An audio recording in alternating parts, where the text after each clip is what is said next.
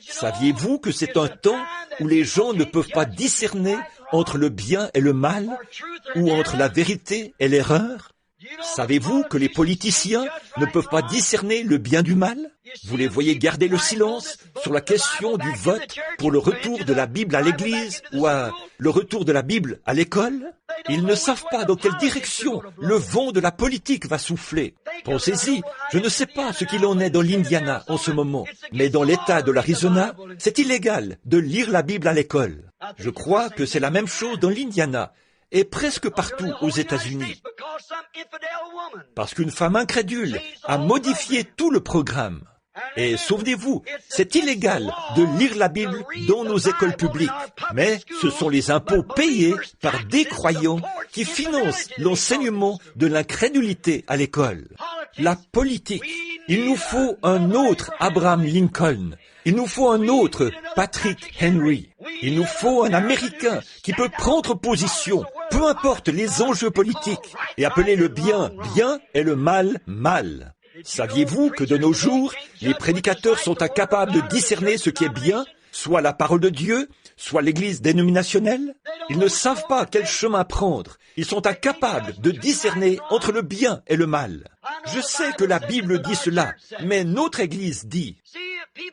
Voyez, les gens sont incapables de discerner le bien du mal. Or, tout ce qui est contraire à la Bible, c'est faux. La parole de Dieu est vraie, que toute parole d'homme qui est contraire à cela soit reconnue pour mensonge. Et essayez de prendre position dans un temps comme celui-ci, de prendre position pour le bien, vous devenez un cinglé. Prenons quelques personnages. Je peux imaginer le prophète Noé, à cette grande époque où il a vécu. Ce grand âge scientifique où on construisait les pyramides et les sphinx, où on pouvait démontrer par la recherche scientifique qu'il n'y avait pas d'eau dans les cieux. Ce vieil homme est arrivé là et a déclaré « La pluie viendra du ciel ». Noé était un cinglé pour cette génération-là. Il était devenu un cinglé. Considérons Moïse. Moïse, quand il est allé voir Pharaon, comme nous le disions ce matin, Moïse est allé voir Pharaon et il lui a dit, « Le Seigneur m'a envoyé pour faire sortir ses esclaves. » Avec un bâton à la main, face à la grande armée qui avait conquis le monde entier. Pharaon, avec tout son génie scientifique, s'est dit que Moïse était un cinglé. Et c'est ce qu'il était à leurs yeux, un cinglé. Je peux imaginer le prophète Élie, en sa grande époque, un âge formidable de la mode, où Akab et Jézabel dirigeaient le monde, pour ainsi dire, à cette époque-là. Tous les vêtements et les accessoires de mode que Jézabel voulait porter. Et comment elle avait convaincu toutes les femmes de se vêtir comme elle. Son maquillage et tout, sa mise, sa manière d'être habillée. Et quand un vieux détraqué, comme Élie, est entré en scène pour s'opposer à toute la nation, pour Akab, c'était un cinglé. C'est vrai.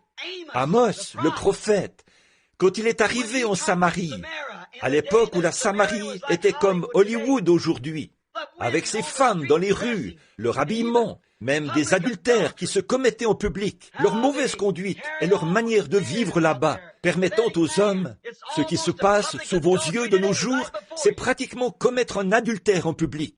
Je suis allé à un certain endroit l'autre soir pour chercher quelque chose à manger, et il y avait là de jeunes garçons et de jeunes filles qui s'enlaçaient et s'embrassaient comme je ne sais quoi. Et savez-vous, ma jeune sœur, que ça, c'est un adultère potentiel?